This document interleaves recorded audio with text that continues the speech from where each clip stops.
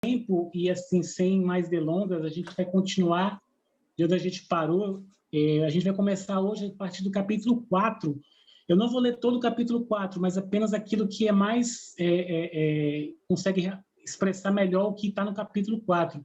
Então, a gente vai ler no capítulo 4, o versículo do 1 ao 3, e depois do 18 ao 25.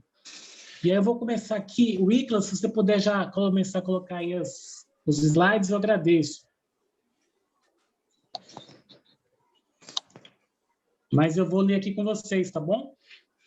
Do versículo 1 ao versículo 3, e depois do 18 ao 25. Fala assim: portanto, que diremos do nosso antepassado Abraão? Se de fato Abraão foi justificado pelas obras, ele tem do que se gloriar, mas não diante de Deus. Que diz a Escritura? Abraão creu em Deus e isso lhe foi acreditado como justiça. Aí no versículo 18 ao versículo 25, ele fala assim: Abraão, contra toda esperança, em esperança creu, tornando-se assim pai de muitas nações, como foi dito a seu respeito. Assim será a sua descendência. Sem se enfraquecer na fé, reconheceu que o seu corpo já estava sem vitalidade, pois já contava cerca de 100 anos de idade, e que também o ventre de Sara já estava sem vigor. Mesmo assim, não duvidou nem foi incrédulo em relação à promessa de Deus, mas foi fortalecido em sua fé e deu glória a Deus, estando plenamente convencido de que ele era poderoso para cumprir o que havia prometido. Em consequência, isso lhe foi acreditado como justiça. As palavras lhe foi acreditado não foram escritas apenas para ele, mas também para nós, a quem Deus acreditará a justiça, a nós, que cremos naquele que ressuscitou dos mortos, a Jesus, nosso Senhor. Ele foi entregue à morte por nossos pecados e ressuscitado para nossa justificação. Então, assim, irmãos, esse capítulo 4, ele começa falando sobre Abraão. É um pouco semelhante ao que a gente leu quando a gente estudou lá em Gálatas também, que ele também faz essa referência a Abraão como o pai da fé. E aqui ele fala, primeiro ele começa dizendo que Abraão, como fala em Gálatas, né, foi justificado não pela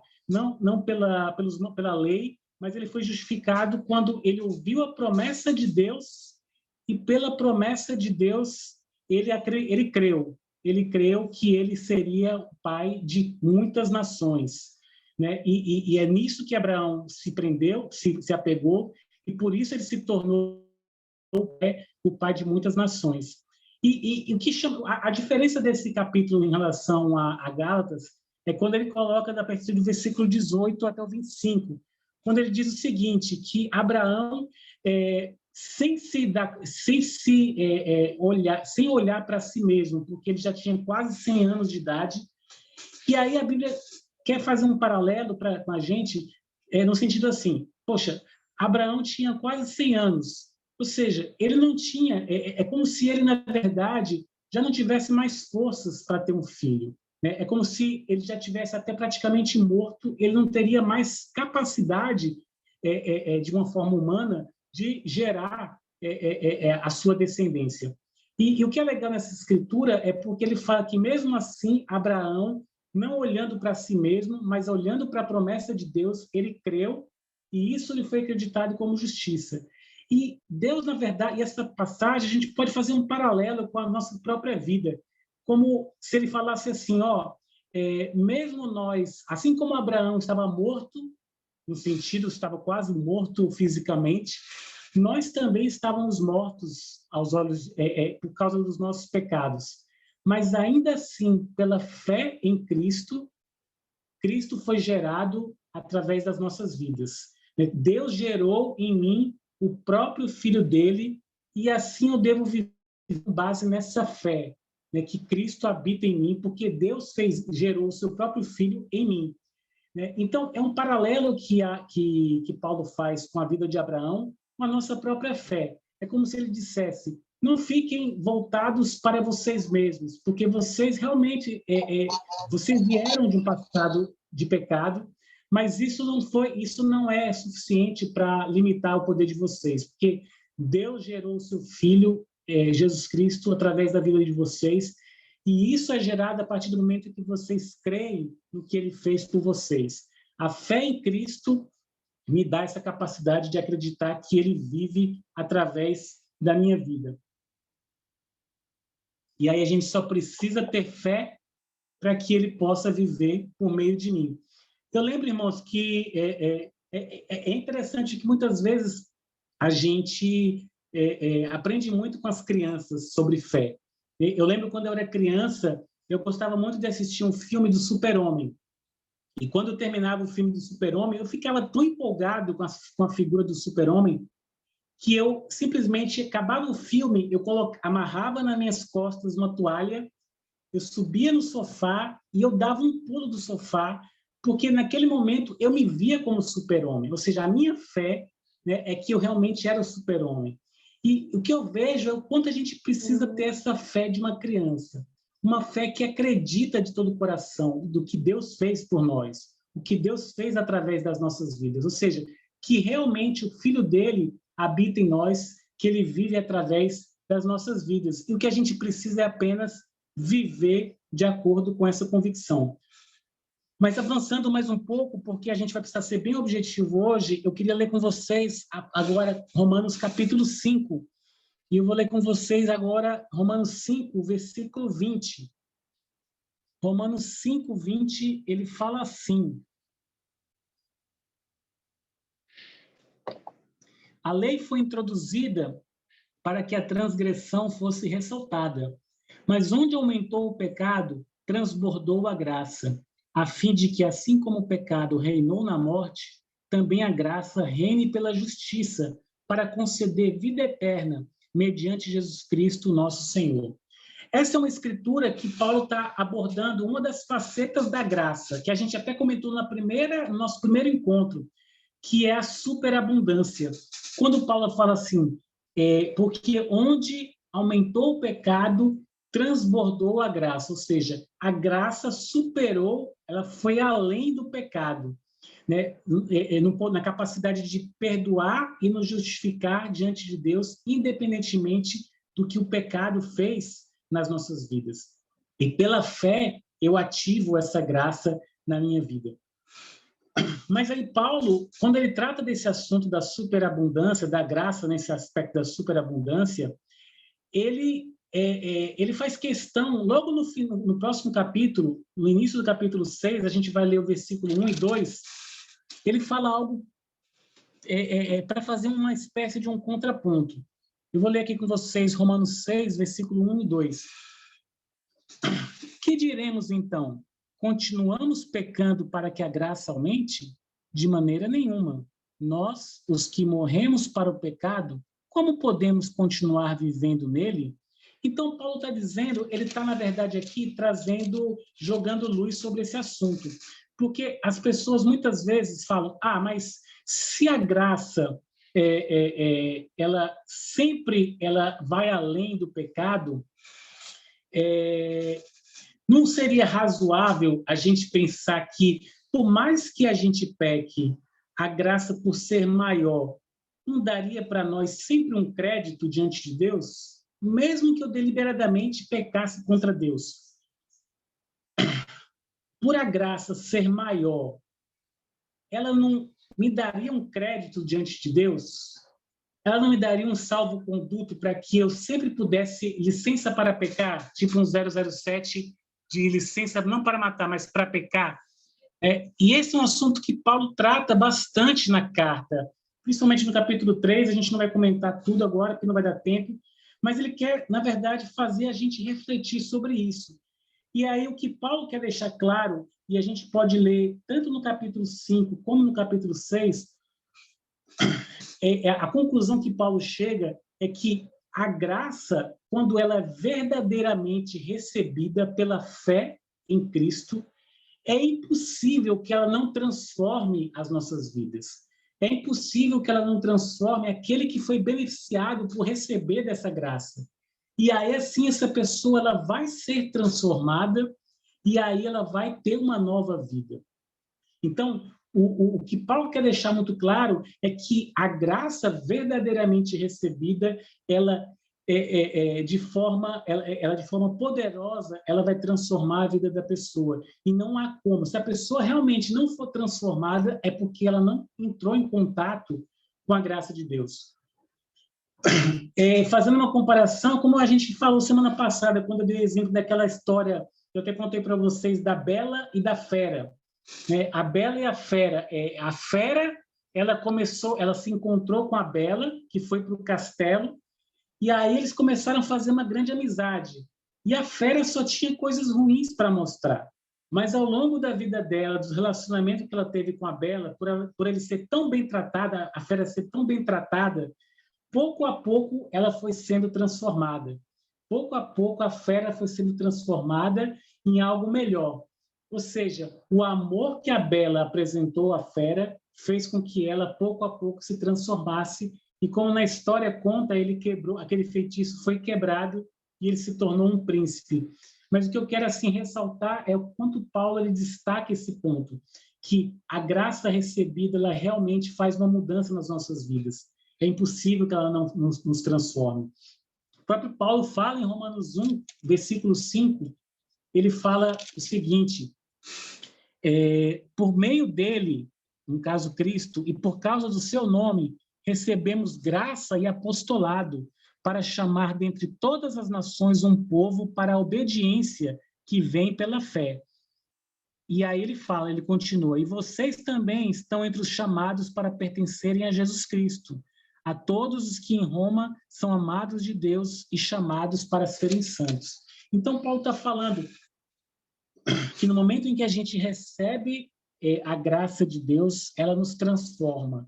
E pela fé em Cristo, pelo que Cristo fez nas nossas vidas, naturalmente nós vamos sendo transformados. E aí, por essa fé, é que nós vamos obedecer a Deus. É nessa fé que nós vamos ser capazes de a vontade de Deus. Então, é isso que Paulo fala. Porque, desta forma, ele deixa claro que não é possível que a graça não faça uma mudança na vida da pessoa. Mas aí a gente pode fazer uma pergunta ainda. Mas como é que um Deus de graça ele manifesta-se ao mesmo tempo tão justo? Né? Como é que Deus pode ser um Deus de graça e, ao mesmo tempo, ele pode ser um Deus de justiça? E outra pergunta que Paulo faz a gente refletir também: como é que esse Deus exige que a gente pratique a lei dele? Eu vou ler com vocês uma escritura, irmãos, que talvez na carta de Paulo é a que gere mais debates, é a que gera mais polêmica em toda a carta de Paulo. A gente vai ler Romanos 2, do versículo 1 ao versículo 15. E depois do mesmo capítulo, do 25 ao 29. E vai trazer algo que pode parecer ser paradoxal, mas a gente vai conseguir compreender que não é. Então, Romanos 2, eu vou ler aqui do 1 ao 15, o que Paulo fala. Portanto, você que julga os outros é indesculpável, pois está condenando a si mesmo naquilo em que julga, visto que você que julga pratica as mesmas coisas. Sabemos que o juízo de Deus contra os que praticam tais coisas é conforme a verdade. Assim, quando você, um simples homem, o julga, mas pratica as mesmas coisas, pensa que escapará do juízo de Deus? Ou será que você despreza as riquezas da sua bondade, tolerância e paciência, não reconhecendo que a bondade de Deus o leva ao arrependimento?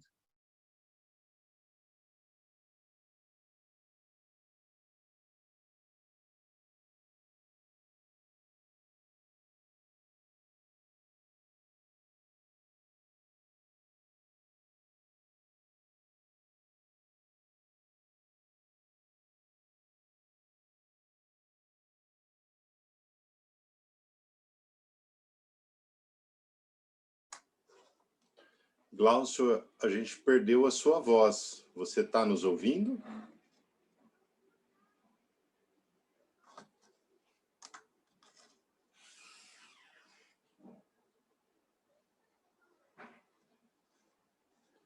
Irmãos, eu vou pedir só um minutinho. Eu acho que o Glaucio ele perdeu a conexão.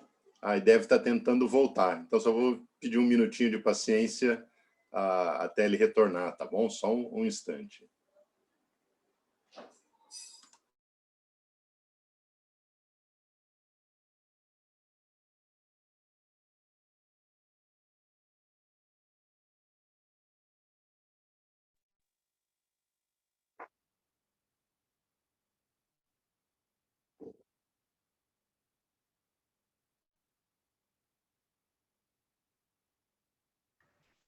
Você tem o telefone dele? Você quer que eu ligue para ele? Tá mudo. Mutado. Oi, irmãos. Voltou. Estão me ouvindo? Sim. Agora sim. Oi. Ficou congelado, Vou continuar. ficou congelado uns 2 minutos, mas voltou. Obrigado. Amém. Vou continuar aqui lendo, então. A partir do versículo 5. Contudo, por causa da sua teimosia e do seu coração obstinado, você está acumulando ira contra si mesmo para o dia da ira de Deus, quando se revelará o seu justo julgamento. Deus retribuirá a cada um conforme o seu procedimento. Ele dará a vida eterna aos que, persistindo em fazer o bem, buscam glória, honra e imortalidade. Mas haverá ira e indignação para os que são egoístas, que rejeitam a verdade e seguem a injustiça. Vou ler o versículo 12 agora. Todo aquele que pecar sem a lei também perecerá. E todo aquele que pecar sob a lei, pela lei será julgado, porque não são os que ouvem a lei que são justos aos olhos de Deus, mas os que obedecem à lei, estes são declarados justos. De fato, quando os gentios que não têm a lei praticam naturalmente o que ela ordena, tornam-se lei para si mesmos, embora não possuam a lei, pois mostram que as exigências da lei estão gravadas em seu coração. Disso dão testemunho também a sua consciência e os pensamentos deles, ora acusando-os, ora defendendo-os. Isso tudo se verá no dia em que Deus julgar os segredos dos homens, mediante Jesus Cristo, conforme o declara o meu evangelho. Agora eu vou ler do 25 ao 29. A circuncisão tem valor se você obedece à lei. Mas se você desobedece à lei, a sua circuncisão já é circuncisão. Se aqueles que não são circuncidados obedecem aos preceitos da lei, não serão eles considerados circuncidados? Aquele que não é circuncidado fisicamente, mas obedece à lei, condenará você, que tendo a lei escrita e a circuncisão é transgressor da lei.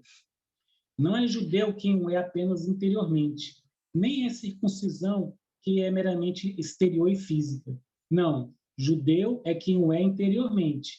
A circuncisão é operada no coração pelo Espírito, e não pela lei escrita. Para esses o louvor não provém dos homens, mas de Deus. Então, essa passagem, imagina, a gente está lendo uma carta que fala essencialmente sobre a graça de Deus. E aqui a gente vê Paulo falando sobre a lei. E isso pode trazer para muitas pessoas um conflito, mas Deus aí está falando sobre lei, sobre lei. Né? Não é uma contradição o que Paulo está falando. Se ele está falando sobre graça, como é que ele está dizendo agora que as pessoas têm que seguir a lei? Mas essa é uma escritura que, se a gente lê, a gente percebe que o contexto em que Paulo está falando é de uma pessoa que transformou seu coração. Vocês podem ler a partir do versículo 15 e 16, uma pessoa que mudou a sua consciência, que mudou seu coração, que recebeu o Espírito de Deus. E essa pessoa, ela não está mais refém, escrava da lei. Paulo, quando está falando aqui da lei, irmãos, ele está falando menos da lei no sentido formal, da Torá, mas ele está falando, e ele fala claramente no versículo 26, quando ele fala sobre os preceitos da lei. O que significa isso? Paulo não está defendendo a prática da lei por si só, mas é o que ele está dizendo que a lei, ela traz em si um valor, ela traz em si um princípio. O próprio Cristo, quando em Mateus 23, versículo 23, vocês podem ler depois, ele fala, quando ele estava conversando com os fariseus, que os fariseus eram tão ansiosos de seguir, de obedecer, praticar a questão dos... Mas aí Cristo fala, praticam essas coisas, mas esquecem, se negligenciam aquilo que ainda é mais importante que está na lei, que são os preceitos da justiça, da misericórdia e da fidelidade.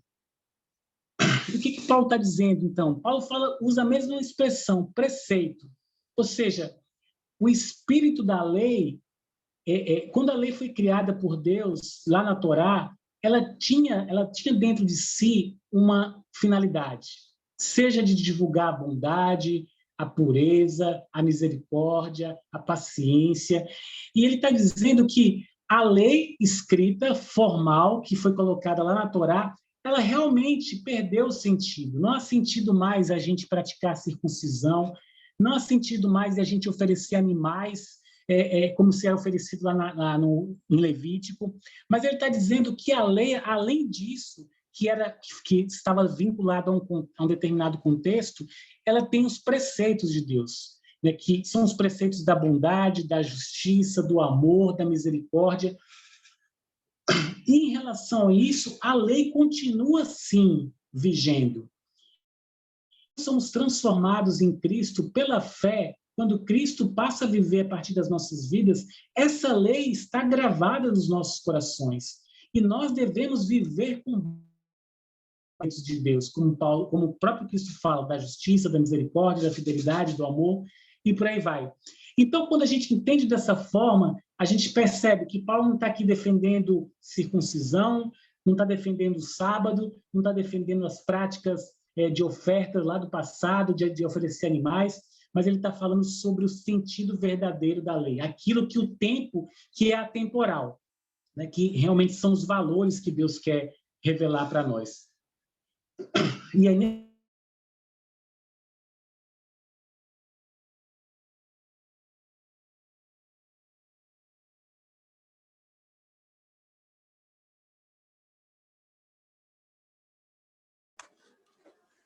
Glaucio, perdemos seu som novamente.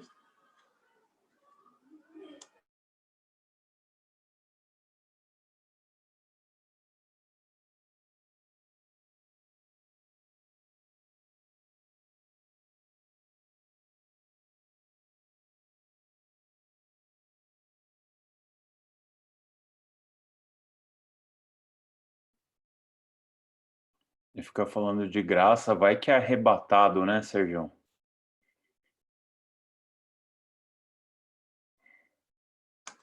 É uma possibilidade.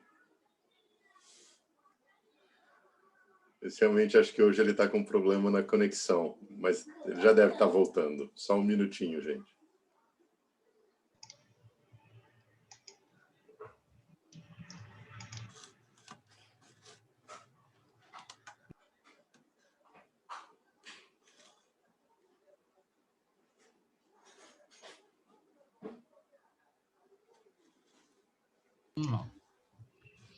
Hein, Bruno? Irmãos, eu só vou Oi? pedir um pouquinho de paciência, que ele já deve estar voltando, tá? Ninguém está ouvindo mesmo, então só vamos esperar mais um pouquinho. Bruno, quem está participando aqui da aula também não pode ser arrebatado, não? Ah, vai que cai na graça, né, Yara? Seria joia, não?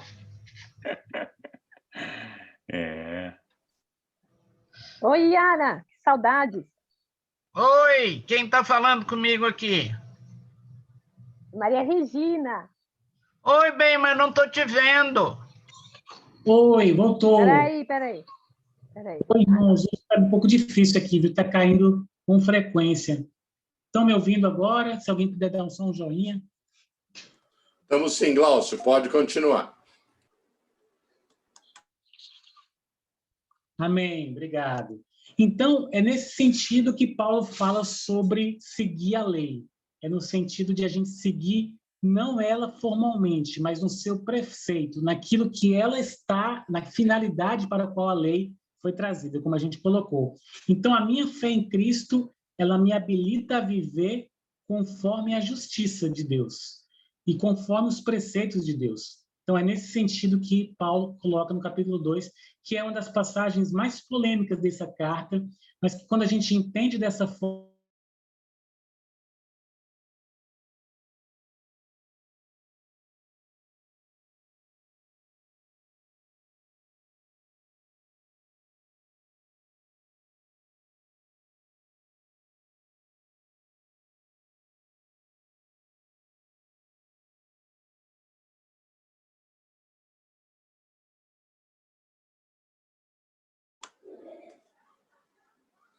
Glaucio, se você estiver nos ouvindo, é só para te informar que a gente perdeu sua voz novamente.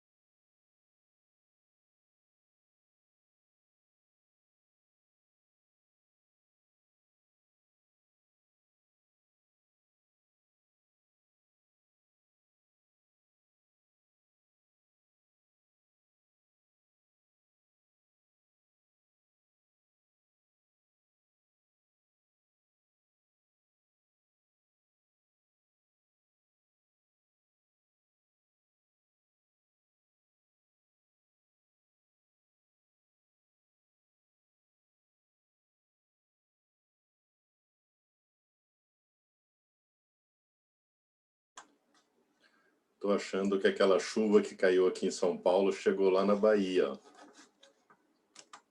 Olha, ele está entrando novamente.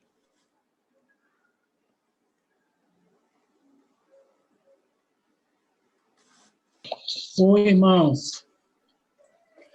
Oi, Glaucio. Agora sim, você voltou. Amém. Vamos tentar andar um pouco mais. Então, agora, dentro desse raciocínio, né, de Paulo sobre a justiça, né, sobre seguir a lei, não nesse sentido da lei formalmente falando, mas no sentido do preceito da lei, da finalidade da lei, né, como é que a gente pode, né, viver de acordo com esse novo conceito, né? E Romanos capítulo 6, eu queria ler com vocês, irmãos, a partir do versículo 12 até o 19. Esse é o capítulo em que Paulo trata do batismo. E aí ele fala a partir do versículo 12. Ele diz assim: portanto, não permitam que o pecado continue dominando os seus corpos mortais, fazendo que vocês obedeçam aos seus desejos. Não ofereçam os membros do corpo de vocês ao pecado como instrumentos de injustiça. Antes, ofereçam-se a Deus como quem voltou da morte para a vida. E ofereçam os membros do corpo de vocês a Ele, como instrumentos de justiça. Pois o pecado não os dominará, porque vocês não estão debaixo da lei, mas debaixo da graça. E então, vamos pecar porque não estamos debaixo da lei, mas debaixo da graça? De maneira nenhuma. Não sabem que, quando vocês se oferecem a alguém para lhe obedecer como escravos, tornam-se escravos daquele a quem obedecem? Escravos do pecado que leva à morte, ou da obediência que leva à justiça? Mas, graças a Deus, porque embora vocês tenham sido escravos do pecado, passaram a obedecer de coração a forma do ensino que lhes foi transmitida. Vocês foram libertados do pecado e tornaram-se escravos da justiça. Falo isso em termos humanos, por causa das suas limitações humanas. Assim como vocês ofereceram os membros dos seus corpos em escravidão à impureza e à maldade que leva à maldade, ofereçam-nos agora em escravidão à justiça que leva à santidade. Paulo está falando aí, irmãos, sobre os nossos corpos, no sentido de que, antes de conhecermos a Cristo, antes de sermos batizados, os nossos corpos, eles eram dominados por uma lei, a lei do pecado. Ou seja, o pecado ele exercia uma influência nas nossas vidas, ele tinha um poder sobre as nossas vidas que nos dominava, que nos escravizava. E se a gente puxar para a nossa história, todos vão se lembrar. Eu lembro, irmãos, quando eu tinha mais ou menos uns 9 anos, talvez seja a minha primeira percepção, não propriamente de pecado, mas eu lembro que em uma determinada situação, eu, para agradar o meu pai, que era é uma pessoa muito exigente, eu comecei, para agradar o meu pai, a pouco, fazer as coisas que agradavam a ele e comecei a anular a minha vida. E eu lembro assim que ao longo da minha vida eu comecei a fazer coisas não porque me agradavam, mas é porque eu queria agradar as pessoas que estavam ao meu redor. E é impressionante, irmãos, porque ao longo da uma vida o pecado foi me dominando, né? Esse desejo de querer agradar as pessoas. Chegou um momento que eu falei assim, meu Deus, eu nem me reconheço mais. Né? E eu fiz várias coisas que não me agradavam, apenas para querer agradar as pessoas. E eu comecei a olhar assim para mim e falar assim, eu não me reconheço como pessoa. É como se realmente eu fosse uma outra pessoa que eu criei para poder agradar as pessoas. Né? E eu lembro que, um pouco antes de conhecer, de estudar a Bíblia, eu pedi a Deus, claramente, assim, Deus, tira a minha vida porque eu não aguento mais essa vida que eu estou levando. Porque realmente eu estava destruído por dentro. E aí foi pouco tempo depois, me convidaram para estudar a Bíblia, e aí eu comecei a entender realmente quem eu era aos olhos de Deus, né? E eu fui batizado. Mas assim, o que eu queria, na verdade, fazer a gente entender dessa escritura é que Paulo está falando que o pecado, com a sua própria forma de lei, ele dominava as nossas vidas. E Paulo está dizendo que agora, quando somos batizados, uma nova lei exerce influência sobre as nossas vidas, que é a lei da graça de Deus. Ela tem um poder, ela exerce um poder sobre as nossas vidas. E a gente já estudou sobre isso, tanto na carta de Romanos, como na carta de Gálatas.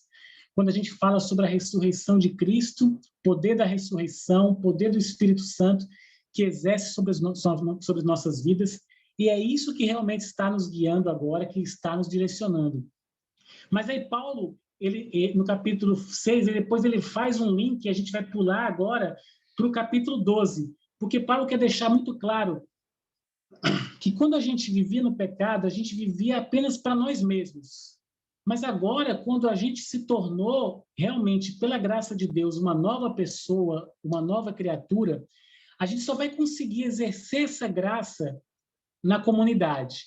Não é que a gente vai acrescentar algo à graça de Deus, mas a gente vai acrescentar, o que a gente vai fazer, na verdade, é exercer essa graça, ou seja, exercer aquilo que nós somos na comunidade. É na comunidade que a graça de Deus ela vai ser manifestada, ela vai ser revelada. Então, repito, não se trata de esforço nosso, mas simplesmente de a gente agora viver de acordo com a nova vida que Deus nos deu. Né? Como fazendo uma comparação, e Paulo fala sobre herança. Né? Na carta de Gálatas, ele fala sobre herança. Ou seja, em Cristo nós recebemos uma herança de uma nova vida. E aí é como se ele falasse assim, ó, vocês receberam uma herança.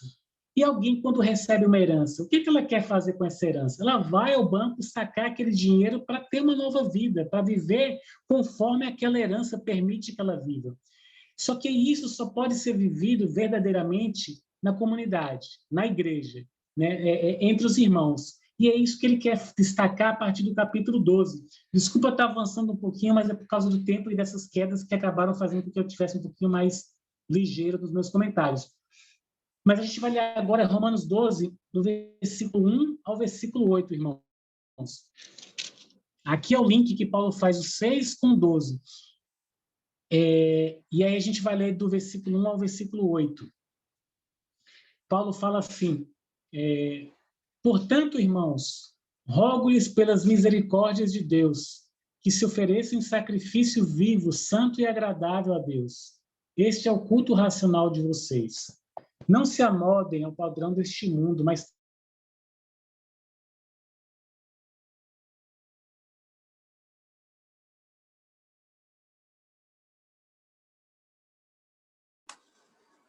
mas transformem-se pela renovação da sua mente, para que sejam capazes de experimentar e comprovar a boa, agradável e perfeita vontade de Deus. Pois pela graça que me foi dada, digo a todos vocês, ninguém tenha de si mesmo um conceito mais elevado do que deve ter, mas pelo contrário, tenha um conceito equilibrado, de acordo com a medida da fé que Deus lhe concedeu. Assim, como cada um de nós tem um corpo com muitos membros, e esses membros não exercem todos a mesma função, assim também em Cristo, nós, que somos muitos, formamos um corpo, e cada membro está ligado a todos os outros. Temos diferentes dons, de acordo com a graça que nos foi dada. Se alguém tem o dom de profetizar, use-o na proporção da sua fé. Se o seu dom é servir, sirva. Se é ensinar, ensine. Se é dar ânimo, que assim faça. Se é contribuir, que contribua generosamente. Se é exercer liderança, que a exerça com zelo. Se é mostrar misericórdia, que o faça com alegria.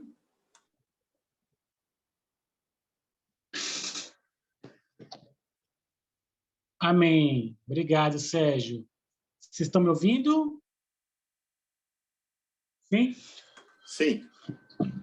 Amém. Então, nesse capítulo aqui, no início, vocês percebem que Paulo começa como portanto, ou seja, ele está desenvolvendo um raciocínio que ele vinha lá atrás, que é o que a gente estava comentando. Mas ele fala, portanto, irmãos, rogo-lhes pelas misericórdias de Deus. Isso aqui é essencial para a compreensão. O que Paulo está dizendo assim, ó, tudo que vocês são, lembrem, é pela misericórdia de Deus, ou seja, é pela graça de Deus.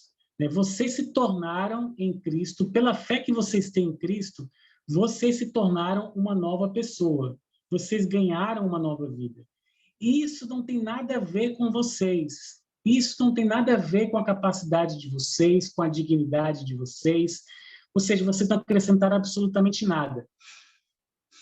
E aí é como se ele dissesse assim, então, mediante isso, vocês precisam compreender que vocês precisam se esvaziar de vocês mesmos. Quando vocês olham para Cristo e veem que tudo que foi realizado por causa de Cristo, ou seja, na sua morte e na ressurreição, nada nos foi acrescentado, tudo que nós temos que nas nossas vidas, a vida que nós temos agora é a vida que Cristo nos ofereceu, isso vai nos esvaziar, irmãos. Fazendo uma comparação com o Sermão da Montanha, quando Cristo começa em Mateus 5:3, quando ele fala, né, bem-aventurados os pobres em espírito, pois deles é o reino dos céus. Quando a gente olha para o que Cristo fez, a gente simplesmente reflete, nada do que eu tenho vem de algum dom meu, de uma capacidade minha. E aí, quando eu me deparo com essa realidade, a vaidade vai embora. O desejo de querer me destacar em relação às outras pessoas, ele vai embora, porque simplesmente eu falo, tudo que eu tenho, vem dessa graça de Deus, vem dessa misericórdia de Deus. E aí ele fala que por conta disso é que nós devemos nos oferecer em sacrifícios vivos, santo e agradável. Ou seja, a minha convicção sobre o que Cristo fez em mim, me dando essa nova vida e me esvaziando de mim mesmo, por entender que não vem nada de mim, é isso que vai me dar a compreensão do espaço que eu tenho no reino de Deus, do espaço que eu tenho na comunidade de Deus.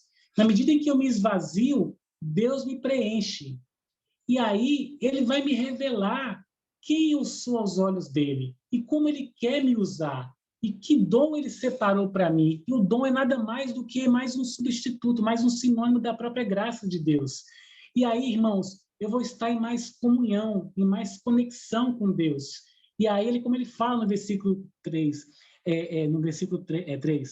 ninguém tenha de si mesmo um conceito mais elevado do que deve ter, mas, ao contrário, tem um conceito equilibrado, ou seja, é a compreensão que eu tenho de quem eu sou aos olhos de Deus, por esse esvaziamento de entender que eu não sou nada, que Deus não me escolheu por nada que eu tivesse para oferecer. Isso vai me dar um conceito equilibrado. E o mais incrível, irmãos, Deus vai me mostrar como ele quer me usar. E aí ele fala que nós vamos descobrir como nós nos encaixamos na igreja. né? E ele fala que nós vamos nos descobrir como parte desse corpo, com diferentes dons, uns para profetizar, outros para servir, outros para ensinar, outros para dar ânimo, para contribuir generosamente, para exercer liderança e por aí vai. Mas todos convictos de que apenas estão exercendo um dom, que não há nenhuma superioridade em relação a ninguém. E esse coração é que contagia todo o capítulo 12, porque ele fala a partir do versículo 9, ele continua do 9 ao 21, eu só vou ler uns trechinhos, mas ele fala assim: o amor deve ser sincero, odeiem o que é mal, apeguem-se ao que é bom, dediquem-se uns aos outros com amor fraternal, prefiram dar honra aos outros mais do que a si próprios. Nunca lhes falte o zelo, sejam fervorosos no espírito, sirvam ao Senhor, alegrem-se na esperança, sejam pacientes na tribulação, perseverem na oração, compartilhem o que vocês têm com os santos em suas necessidades, pratiquem a hospitalidade. E aí ele continua, ao longo desse capítulo, ele fala: tenham a mesma atitude uns para com os outros, não sejam orgulhosos. Aí ele continua no versículo 17: não retribuam a ninguém mal por mal, procurem fazer o que é correto aos olhos de Deus, façam todo o possível para viver em paz com todos. E aí ele continua no capítulo 12, mas o que é especial, o que Paulo faz como link, é a gente entender essa renovação da mente, esse culto racional que ele fala para nós, é fruto dessa nova compreensão de quem nós somos. Né? Na medida em que eu compreendo quem eu sou aos olhos de Deus, isso vai me dar capacidade de entender como eu posso servir no seio da igreja, no seio da comunidade. E aí, é nessa comunidade que o meu dom vai ser exercido e que eu vou sendo transformado. Não transformado no sentido de ser salvo, mas transformado no sentido de eu poder realmente encontrar, né, o meu chamado de Deus, diante de Deus, né? Como realmente Deus quer que eu contribua para o reino dele. Né? Então, esse capítulo 12, irmãos, ele traz essa reflexão que é muito especial. Quando a gente compreende isso, estar na igreja é um grande prazer e nos dá a oportunidade de a gente poder fazer a vontade de Deus sem que a gente se sinta superior a ninguém ou sem que a gente se sinta inferior a quem quer que seja, porque simplesmente cada um de nós tem um dom e a gente vai exercer esse dom conforme o que Deus determinou para as nossas vidas. No capítulo 13, eu só vou fazer um comentário, aí Paulo agora começa a falar sobre as autoridades. Então, essa compreensão sobre a graça de Deus, que vai me levar a obedecer a Ele, e vai me fazer essa renovação da minha mente, para que eu possa me oferecer como um sacrifício vivo, santo e agradável, isso não só vai me contagiar no meu relacionamento com os meus irmãos, mas isso vai também ir lá para a minha vida secular, vamos dizer assim, como as pessoas às vezes dizem, a nossa vida civil. A nossa vida vai ser modelada por essa compreensão de que nós somos. E aí nós vamos poder, com um exemplo aqui, em relação às autoridades, a gente vai ter um respeito diferenciado pelas autoridades, compreendendo que elas foram colocadas por Deus, né? Ainda que possamos enxergar nelas autoridades que muitas vezes cometem erros gravíssimos. E olha que esse capítulo, irmãos, é um capítulo muito atual. Eu não vou comentar muito agora por causa do tempo, mas a gente está vivendo um momento agora de tanta polarização, de tantas brigas, de tantas discussões. O quanto a gente precisa vigiar em relação a isso, irmãos, sobre o respeito às autoridades. A gente precisa estar muito antenado sobre isso. Cuidado com o que você está falando, o que você está pensando sobre as autoridades, porque, como Paulo fala, elas foram colocadas por Deus com o propósito dele e a gente precisa estar atento em relação a isso. Vez ou outra, estou me policiando, estou me vendo muitas vezes falando de uma autoridade A, B ou C, criticando, e Deus está falando que a gente precisa levar isso a sério. E isso é muito importante, a gente está preocupado com isso, porque é mais uma demonstração do nosso amor pelas pessoas, não só da igreja, mas também para as pessoas que estão lá fora. No capítulo 14 e 15, e eu já estou avançando para o final, irmãos, assim, um pouquinho corrido, Mas esse capítulo 14 e 15, eu acho ele um capítulo muito de uma sensibilidade assim de Paulo muito tocante. Eu sei que todos já devem ter lido esse capítulo, o 14 e o 15. Bom, só antes de ler o 14 e 15, vamos ler só o versículo 8 ao 10 do capítulo 13, só para não ficar, só para dar uma compreensão rápida. No capítulo 13, versículo 8 ao 10, Paulo fala assim, isso depois que ele fala sobre as autoridades. Não devam nada a ninguém, a não ser o amor de uns pelos outros, pois aquele que ama o seu próximo também, porque aquele que ama o seu próximo tem cumprido a lei. Pois esses mandamentos, não adulterarás, não matarás, não furtarás, não cobiçarás, e qualquer outro mandamento, todos se resumem neste preceito: ame o seu próximo como a si mesmo. O amor não pratica o mal contra o próximo. Portanto, o amor é o cumprimento da lei. Uau, essa escritura aqui é mais uma vez reforçando aquilo que a gente falou lá no capítulo 2. Paulo aqui falando sobre o preceito da lei, que é o amor. Ele fala, quando Deus falava sobre não adulterarás, não furtarás, não matarás, ele estava resumindo num mandamento só: ame o seu próximo como a si mesmo. E esse é o preceito da lei, essa é a finalidade da lei. Então, só para reforçar aquilo que a gente havia comentado, quando Paulo fala sobre praticar a lei, não no sentido formal da lei, mas no sentido do preceito, da finalidade, do valor que ele está trazendo. E como ele fala, esse valor é resumido no amor. Mas agora vamos para o capítulo 14. Aqui, do versículo... Primeiro, vou ler aqui do versículo 1 ao versículo 6. Aceitem o que é fraco na fé, sem discutir assuntos controvertidos. Um crê que pode comer de tudo, já outro, cuja fé é fraca, come apenas alimentos vegetais. Aquele que come de tudo não deve desprezar o que não come, e aquele que não come de tudo não deve condenar aquele que come, pois Deus o aceitou. Quem é você para julgar o servo alheio? É para seu Senhor que ele está em pé ou cai, e ficará em pé, pois o Senhor é capaz de o sustentar. Há quem considere um dia mais sagrado que o outro. Há quem considere iguais todos os dias. Cada um deve estar plenamente convicto em sua própria mente. Aquele que considera um dia como especial, para o Senhor assim faz. Aquele que come carne, come para o Senhor, pois dá graças a Deus. E aquele que se abstém, para o Senhor se abstém e dá graças a Deus. Poxa, irmãos, esse capítulo aqui, ele é meio autoexplicativo, então não tem muito o que falar, mas o que eu gosto é da sensibilidade que Paulo tem nessa passagem. Porque a gente podia pensar que Paulo poderia criticar pessoas que ainda estariam com o pensamento de, não, eu não vou comer carne porque isso não agrada a Deus, eu não vou fazer determinada coisa porque isso não agrada a Deus, mas Paulo está dizendo, irmãos, sabe de uma coisa?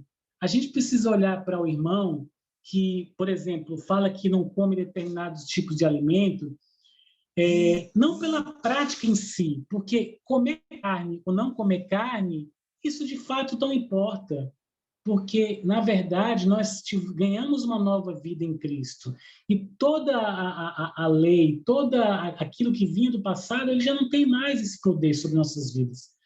Mas olhe para o irmão quando ele faz algo diferente de você, não para criticá-lo, mas olhe com que coração ele está fazendo aquilo. E aqui Paulo não está falando, irmão, sobre pecados, mas está falando de alguém que entende que está agradando a Deus fazendo aquilo, seja comendo carne, ou seja, se abstendo de carne. E assim, o que chama atenção, mais uma vez, é Paulo defendendo a questão do amor.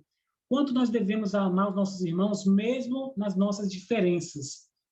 E a gente vem de passados diferentes, a gente vem de convicções diferentes, e a gente pode ter pensamentos diferentes sobre alguns assuntos que não são muito claros nas Escrituras. E aí Paulo está dizendo, ame o seu irmão e admire ele, porque por trás daquela prática tem um coração que deseja agradar a Deus. E aí ele fala no versículo 22, assim, seja qual for o seu modo de crer a respeito destas coisas, que isso permaneça entre vocês e Deus. Feliz é o homem que não se condena naquilo que aprova, mas aquele que tem dúvida é condenado se comer, porque não come com fé. E tudo o que não provém da fé é pecado. E aqui Paulo está dizendo que o que é pecado de fato é quando a gente faz algo que não provém da fé. A dúvida é que gera o pecado. Mas, assim, eu gosto muito dessa escritura porque ela nos convida, além da questão dos alimentos, ela faz a gente refletir sobre as diferenças que nós podemos ter em relação aos outros, né? E que a gente precisa olhar, desde que não seja pecado, a gente deve aceitar o nosso irmão. E ele fala sobre fraqueza e força, até no sentido de assim, ó, se você que é mais forte e não está vinculado a esses pensamentos, né, não faça o seu irmão mais fraco cair por causa disso. Ele fala aqui no capítulo 15, nós que somos fortes devemos suportar as fraquezas dos fracos e não agradar a nós mesmos. Cada um de nós deve agradar o seu próximo para o bem dele, a fim de edificá-lo. E aí ele fala sobre essa questão dessa prática, né, de as pessoas, ou seja, que eu não condene o meu irmão por eu ser forte na fé e no sentido de eu fazer algo que possa levar meu irmão a cair em pecado, né, pela prática pela minha convicção. Então ele fala aqui, resumidamente, é sobre isso, é sobre a gente conviver nas diferenças, a gente aprender a realmente conviver olhando para os nossos irmãos com esse coração. No capítulo 16, irmãos, só para a gente agora concluir mesmo, no versículo 1 e 2, Paulo fala algo bem interessante. Ele diz assim, capítulo 16, 1 e 2, recomendo-lhes nossa irmã Febe, serva da igreja em Cencreia. Peço que a recebam no Senhor de maneira digna dos santos e lhes prestem a ajuda que venha a necessitar, pois tem sido de grande auxílio para muita gente, inclusive para mim. Eu gosto dessa passagem, sabe por quê, irmãos? Porque Paulo está dizendo que o amor tem que ser específico. O amor tem que ser prático. Não é amor platônico. Poxa, eu amo meu irmão, como ele é especial para mim. Mas Paulo está dizendo, irmãos, é para botar a mão na massa, né? Não é aquele amor. Você já viu aquele amor que a pessoa fala assim, estou disposto a ajudar você em tudo, desde que você não me peça nada, porque na hora que você me pedir algo, eu já tenho uma desculpa para não fazer aquilo que você me pediu. Não é desse amor que Paulo está falando, irmãos. É um amor que vai colocar a mão na massa, né? Como fala um poeta, né? Amar se aprende amando. A gente precisa realmente botar a mão na massa, né? A gente precisa, entre aspas, sujar as mãos. A gente precisa realmente sair da teoria e colocar em prática aquilo que ele está falando. Então, eu gosto desse capítulo 16, porque Paulo destaca esse assunto, esse ponto, né? Irmãos, é para amar de verdade, né?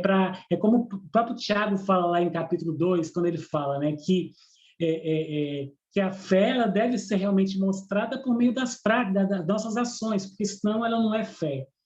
E as pessoas às vezes falam que a carta de Paulo, de Romanos, com a de Tiago, elas se conflitam, e não se conflitam em absolutamente nada. São apenas perspectivas diferentes, mas que chegam no mesmo ponto, que a gente precisa entender que a graça de Deus foi nos dada, mas que a gente deve exercer essa graça nas nossas vidas e na vida das pessoas que estão ao nosso redor. Então a gente precisa realmente, e Deus vai nos dar, irmãos, muitas oportunidades para que isso possa ser exercido. E se a gente fizer isso, de fato, aquela graça de Deus que está dentro de nós, ela vai se tornar algo real nas nossas vidas. Não vai ser algo potencial, né? Mas vai ser algo real nas nossas vidas. Ou seja, a graça, na verdade, ela é real nas nossas vidas, mas ela precisa ser exercida, né? Ela precisa ser exercitada, né? E é na comunidade que a gente vai conseguir isso, que a gente vai conseguir colocar essa prática da graça nas nossas vidas. No versículo 17, Paulo ele fala sobre um assunto que é muito importante. Recomendo aos irmãos que tomem cuidado com aqueles que causam divisões e colocam obstáculos ao ensino que vocês têm recebido. afastem-se deles. Então, aqui ele está tratando de um ponto específico, que é a desunião. Mas Paulo aqui está destacando, irmãos, que essa desunião ela só vai vir de uma má compreensão de quem nós somos aos olhos de Deus. Se eu consigo compreender quem eu sou aos olhos de Deus, ou seja, que eu me tornei algo por causa do que Cristo fez por mim, né? Se eu tenho essa compreensão,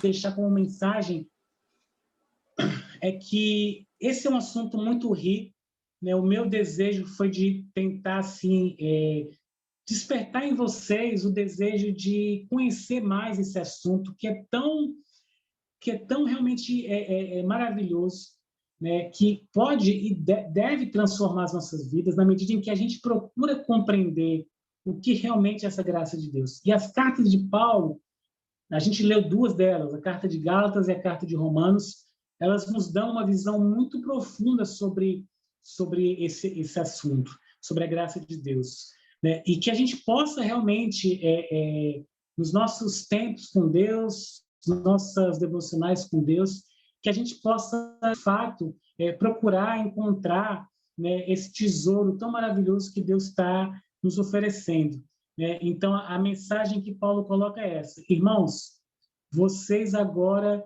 têm uma nova vida, né? Vocês agora são uma nova pessoa, vocês agora são uma nova criatura. Vivam conforme essa fé e vocês, de fato, vão desfrutar de tudo aquilo que Deus preparou para cada um de vocês. Então, assim, irmãos, é isso que eu queria assim, deixar como mensagem. Assim, muito obrigado, Sérgio, Bruno, irmãos, por me dar essa oportunidade. Fico muito feliz de poder compartilhar um pouco aqui do que eu tenho meditado sobre esse assunto.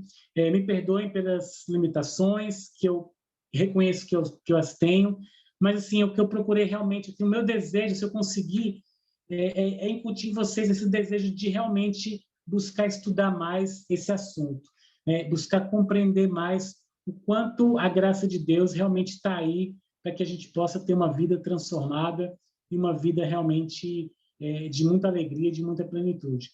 É isso, irmãos. Muito obrigado. E, assim, eu fico à disposição e a gente poder conversar um pouquinho mais sobre algum tópico que vocês queiram conversar. Muito obrigado, irmãos.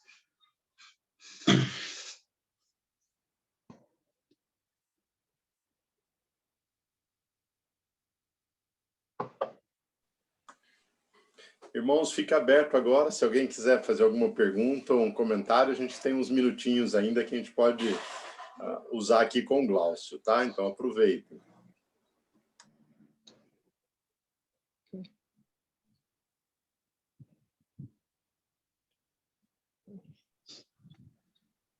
Oi, Glaucio, só queria agradecer aí o seu tempo, sua disposição aí de compartilhar com a gente. Sem dúvida, Obrigado. me inspirou bastante. Eu não conhecia você, né? Conhecia aqui no Zoom aqui. Só quero mesmo agradecer aí a inspiração que você trouxe para a gente. Obrigado, viu? Obrigado, meu irmão. Muito obrigado, viu?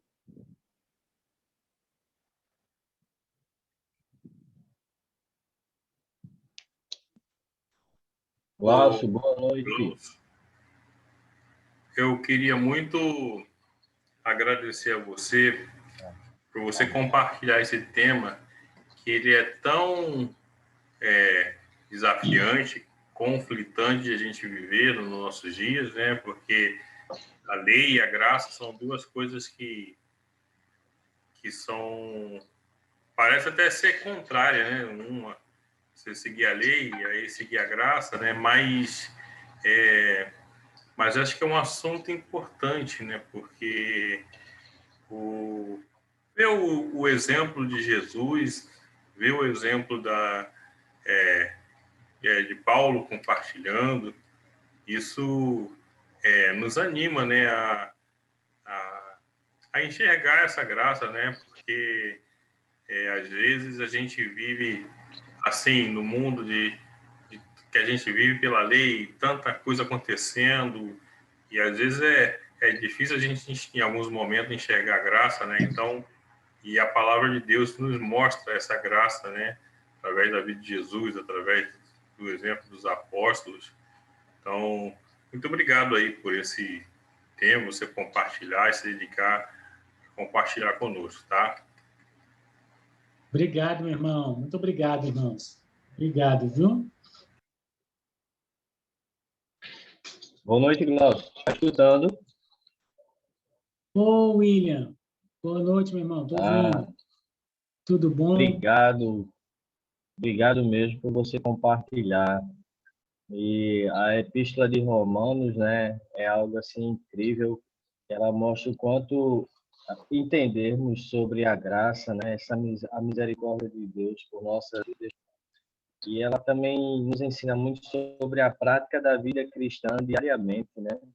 Então, a Epístola de Romanos, ela traz muito isso também, sobre essa prática, né, da nossa vida diária. E o quanto devemos nos aprofundar nela, né, de uma forma...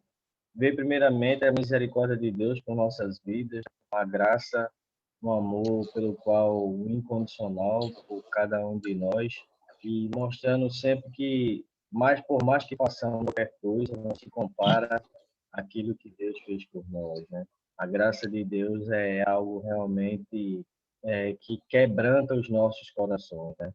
Mesmo diante de tantas adversidades que passamos, mas quando entendemos a graça, vemos um amor tão profundo por nossas vidas, seres tão limitados como nós.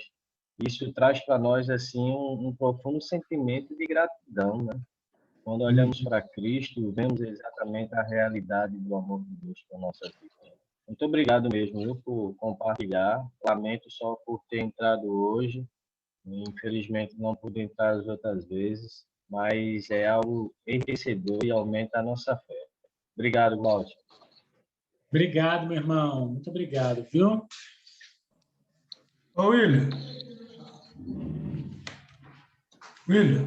Não, Glaucio. Ô, Glaucio, eu quero te agradecer aí, porque você despertou, né, a gente a pensar, né, sobre a graça, né? O tempo vai passando, a gente, né, vai ficando mais velho aí, como discípulo de Jesus, né? Mas você trouxe, assim, esse ensinamento que a gente também deve se aprofundar, né, para crescer também, né, na graça, né? Porque senão a gente já recebeu a graça, né, mas temos que zelar, né, para poder estar praticando isso, né, que Paulo nos exorta a vivermos pela graça, né, buscar a santidade, né? Muito obrigado, viu? Foi um ensinamento aí que você pesquisou, né? E vamos pôr em prática aí daqui para frente e exercitar não só na igreja, mas na comunidade também, né? Ser sal e luz aí no mundo. Obrigado, viu, Glaucio? Obrigado, viu, meu irmão? Obrigadão. Obrigado, irmão. Pegando um gancho aí, Glaucião, com o que o Pedro falou, né? Obrigado pelas aulas, foram extremamente enriquecedoras. Deu para abrir o horizonte, para entender melhor a graça de Deus, os exemplos que você trouxe. Realmente foi muito especial, e uma coisa que me marcou muito nesse final é o quanto que o Paulo ele mostra a graça numa perspectiva de comunidade. Sim. E é interessante porque a igreja no Brasil, a gente vive em momentos bem complicados, né? Acho que tem alguns efeitos, inclusive, acho que a pergunta que eu queria fazer para você é como que a gente poderia pensar em alguns efeitos colaterais de uma falta de um entendimento apropriado da graça de Deus, de um entendimento bíblico da graça de Deus. Por exemplo, hoje a gente vê muitas pessoas desigrejadas, né? Pessoas que ficam vivendo quase que vidas desconectadas de um todo, numa ilha. Elas adoram a Deus do seu modo, elas ficam pingando de um lugar para outro, mas não existe ali uma convicção profunda de engajamento com o povo, com pessoas, né? Relacionamentos nesse sentido. Eu fico pensando quais outros efeitos colaterais de uma falta de entendimento da graça de Deus, porque afinal de contas a graça ela nos atinge sim individualmente, mas ela é sempre num contexto de uma nação eleita por Deus, né? Assim, ela é sempre... Paulo escreve a carta para Romanos e ele usa o pronome vocês. Nunca é você individualizado, é vocês que estão num grupo na igreja de Roma, gentios e judeus, né? Até no próprio exemplo de Abraão como pai da nossa fé, a fé dele tem desdobramentos que podem atingir o mundo inteiro. Ou seja, é uma promessa de Deus que ele creu, mas que deságua na sua completude, né? Na sua... em todas as nações ao redor do mundo, né? Alcançando uma nação que gira em torno da figura de Jesus Cristo. Desculpa, assim, é que me inspirou bastante a aula, eu fiquei pensando nessas coisas, mas o que mais de efeitos colaterais que você poderia dizer, assim, que a falta de um entendimento da graça de Deus geraria na vida de cristãos? Bruno, sendo bem assim, sincero, assim, eu vejo que, e assim, não vai uma crítica para ninguém específico na nossa igreja, mas assim, quando eu procurei pensar e estudar esse assunto, assim, para mim é algo que a nossa igreja ela ainda trabalha muito pouco esse tema. Infelizmente, a gente vê muito ainda focado no agir, e assim, entenda que eu não estou em momento algum criticando a ação, mas assim, o que eu estou falando assim, é o mover. Assim, eu sinto que eu fui batizado em 99, né? E para mim me pareceu que a graça de Deus ela meio que se resumiu em um momento que, assim, embora a gente falasse sobre a graça de Deus no dia a dia, mas me parece que para muitos irmãos parece que a graça de Deus ela se resumiu a um ponto, no momento que a gente foi batizado, e aí meio que essa graça de Deus ela fica meio que um artigo de luxo que não é muito usado no dia a dia. E aí, assim, o que eu sinto é que muitas vezes os irmãos acabam começando a vida deles buscando, de alguma forma, essa graça de Deus, mas, como o próprio Pedro falou, acho que foi muito boa a colocação dele, a gente começa e o próprio Paulo fala na carta de Gálatas, né, de a gente poder começar a agir pelo nosso esforço próprio, né, pela nossa capacidade, pelas nossas forças.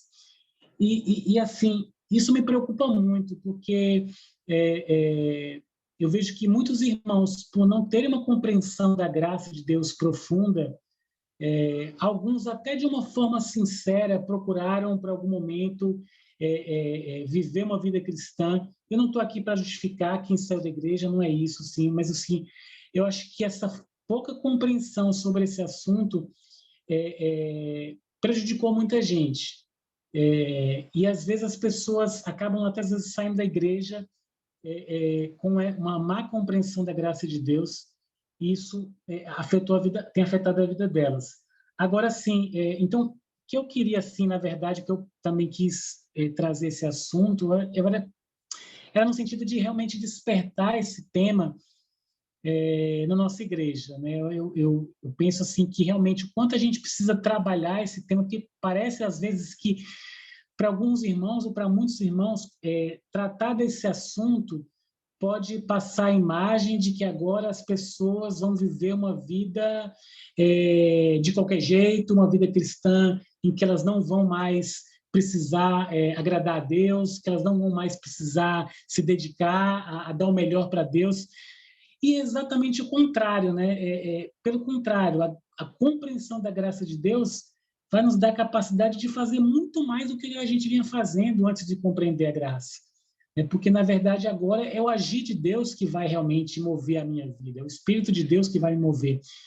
Então, assim, Bruno, mas, por outro lado, de fato, assim, a gente vê muitos irmãos que perderam convicção e perderam esse contato com a igreja, e isso realmente é triste, né, por não ter essa compreensão sobre a graça de Deus, mas eu também queria, assim, fazer um pouco esse contraponto, né, de muitas vezes a gente, eu acho que a gente precisa, como é que eu vou dizer, dentro daquela perspectiva de Cristo, quando ele fala, né, de a gente olhar antes de olhar para o cisco do olho do seu irmão, olhar para a nossa trave. Eu acho que na medida em que a gente tem alguma capacidade de influenciar outros irmãos, de poder ajudar os nossos irmãos, seja fazendo uma aula, seja fazendo uma pregação, seja o quanto a gente precisa realmente abrir os olhos dos nossos irmãos para esse assunto, porque de fato assim, é isso que vai formar a vida dos nossos irmãos. E então assim, mas eu sempre faço questão de, quando eu trato desse assunto, não no sentido de tornar a graça de Deus algo barato, mas pelo contrário, né, tentar mostrar realmente a graça de Deus, né, nesse poder, nessa perspectiva realmente transformadora da vida das pessoas, né, e o quanto isso pode trazer realmente essa transformação. E me preocupa, assim, Bruno, só para concluir, porque eu vejo que isso não é só um fenômeno da nossa igreja, mas vários estudiosos falam sobre essa questão de como tantos cristãos acabam sofrendo muitas coisas, até problemas psicológicos, no movimento de Deus, porque muitas vezes são tão demandados e não compreendem esse assunto. Então, o que prevalece é a obediência, sem a compreensão da graça.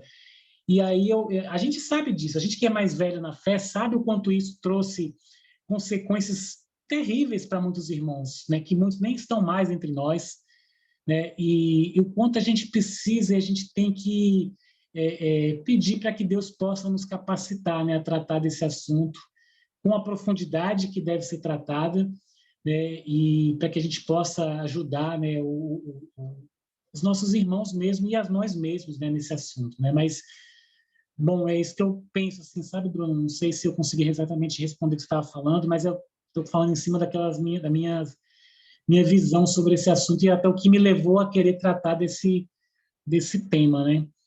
Excelente, muito obrigado. Obrigado, meu irmão, mas obrigado aí. Obrigado, irmãos. Sérgio, muito obrigado. Obrigado, Bruno. Obrigado, assim, pela confiança. Obrigado pela paciência. E, sim, fico muito feliz aí com esse projeto e quero continuar aí. Semana que vem estou bem ansioso aí para continuar aí com vocês aí, agora com o próximo irmão, que eu não sei quem vai ser, mas, assim, já vou orar aqui de agora, desde já, para que Deus possa usá-lo poderosamente aí nesse novo ciclo de aulas. Muito obrigado, irmãos. Só aproveitando o que o Glaucio deixou em aberto, só enquanto vocês estão aqui, só para avisar que na semana que vem a nossa próxima série vai ser sobre uma parte do livro de Gênesis, vai ser muito com o enfoque de relacionamento de Deus com os seus, e eu acredito que vai ser uma visão um pouquinho diferente, vai trazer vários aspectos de como o judeu vê tudo isso. Então, gostaria muito de encorajá-los a estar aqui com a gente a partir da semana que vem. Vai ser um irmão Daniel, lá de Brasília, que vai trazer esse tema. Então, todos já estão desde já convidados. Mas, Glaucio, mais uma vez, eu queria muito te agradecer. Você trouxe um tema extremamente relevante e muito prático, porque entender de fato a graça muda a nossa maneira de viver a vida cristã. É um motivo completamente diferente. E eu acho que você trouxe muitos pontos nos ajudando nesse sentido, de não ser algo simplesmente teórico, mas como a graça tem todo esse enfoque prático, isso que muda a nossa vida, na comunidade, com as pessoas que a gente conhece, no nosso relacionamento com Deus. E eu acho que você foi muito feliz em tratar desses pontos. Então, eu e o Bruno, a gente que te agradece mesmo, de todo o coração, pela disposição em preparar e trazer isso para a gente. Muito obrigado. Irmãos, obrigado. Pelo horário, eu queria realmente agradecer a todos. Obrigado por quem acompanhou toda a série, por quem pôde estar só hoje. Já fica o convite para as próximas. Estamos aí abertos para ouvir vocês também. Muito obrigado, viu? Obrigado, irmãos. Boa